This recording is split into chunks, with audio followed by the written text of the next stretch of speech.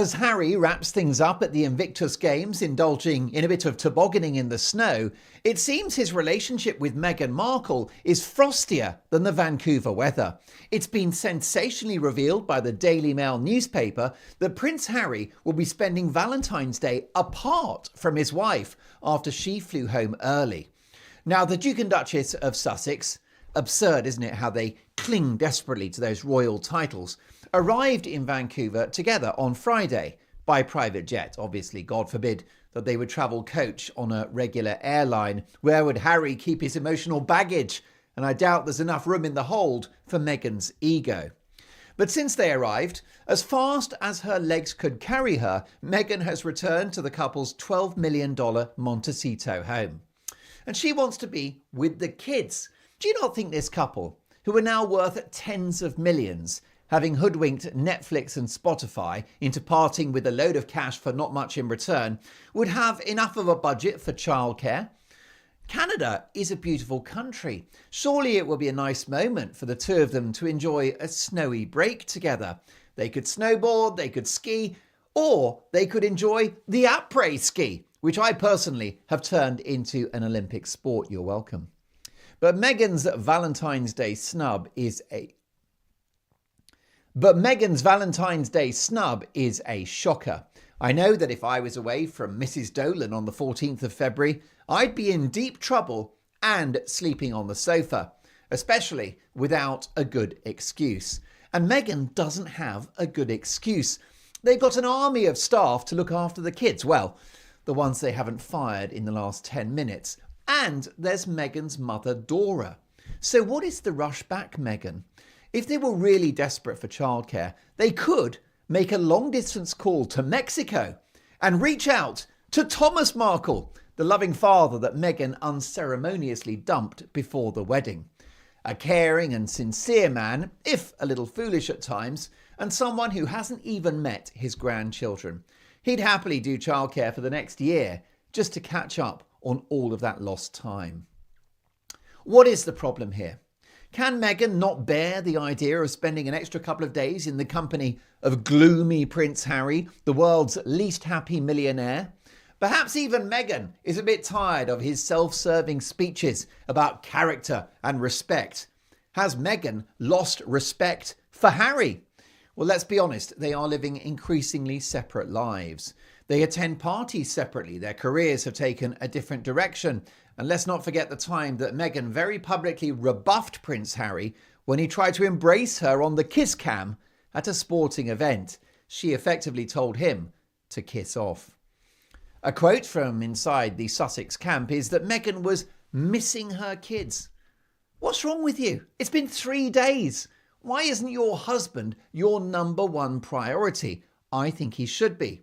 Of course, the kids are important, but the strength of a marriage and a loving relationship between a father and the mother is the foundation of a secure childhood for those kids. And I'm worried that that foundation is beginning to wobble. The problem is that I fear that Harry is starting to lose his value for this social climbing actress. When they met, she was a Z-list celebrity in America and an unknown in the UK. It was only when she married Harry that UK TV networks decided to start showing Suits, which is an okay TV show, but it's not exactly The Sopranos or Breaking Bad, is it? But what about the real life drama of Harry and Meghan?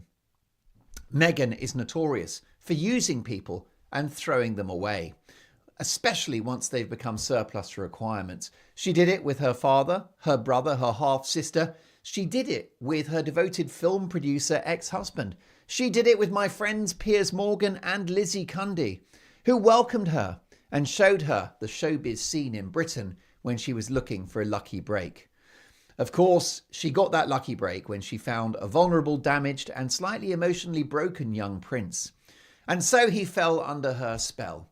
And in one fell swoop, she was a princess and one of the most famous women in the world.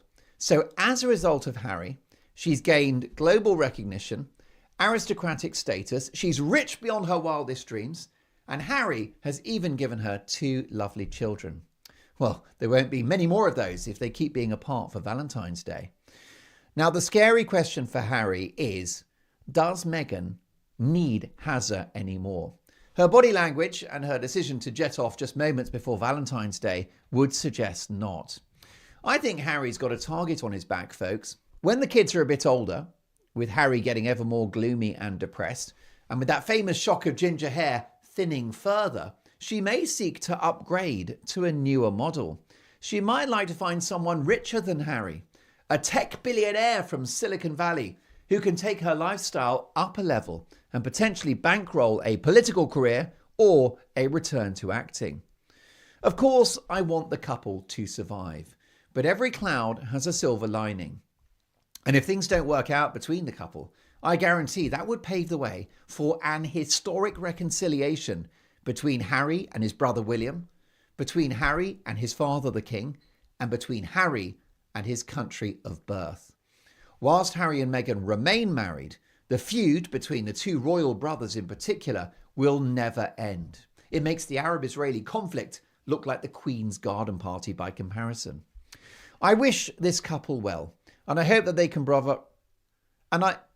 I wish this couple well, and I hope they can provide a stable and happy environment for their children for the foreseeable future. But I fear the cracks are starting to show, and poor old Prince Harry will fall between one of them sometime soon. Thank you so much for watching the video. I've got to say, I'm genuinely concerned about Harry because Meghan Markle is probably the most ambitious person on the planet. Look at her life story. Look at her career. She has scraped her way to the top. Not a particularly talented actress, but she got into TV. She did Suits and a few other bits and pieces. Then she marries a prince. She's now rich. She's famous. She's got it all, but she's insatiable and she'll be looking for the next challenge. And I'm worried that that doesn't involve Harry. I just think he's a busted flush. He's basically sold his life story. That book, Spare, is very long and very boring. There couldn't be a sequel because there's nothing more to add. What else has he got? You know, the family is the meal ticket. So I'm just really, really concerned about Harry, and I worry about his mental health. I haven't seen him smile in years. So anyway, thank you for watching. There'll be lots more royal content to come, as well as big stories from America, the UK, Australia, and across the world. It's great to have your company. Thank you.